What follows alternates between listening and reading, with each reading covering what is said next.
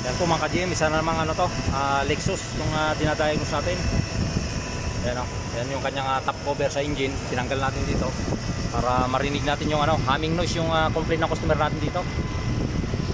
Yan po, kung maririnig ninyo, no? Yan, sumisipol. Ngayon gagamit tayo ng stethoscope mga ka-GM to. Tapos isa pa lang ano to, V8 engine.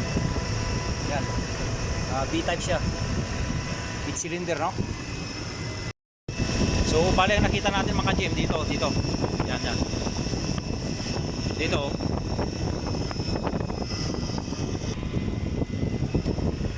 Yan po, dun sa kanyang idler bearing. Malakas ang tunog ng idler bearing niya. Yan lang yung problema mga ka-GM. Yung kanyang humming noise.